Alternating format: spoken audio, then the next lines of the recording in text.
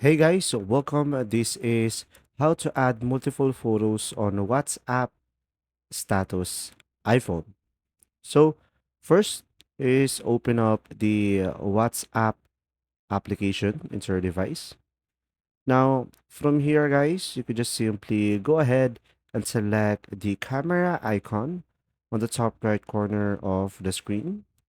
And now, from here, you could just simply go ahead and take the first photo that you prefer. And after that, if you want to add more photos, you could just simply select the camera icon on the bottom left corner of the screen, and you should be able to take another picture. So from here, once you have done that, you could just simply go back at the top left corner, select X, and as you can see, we will now have two pictures at the same time.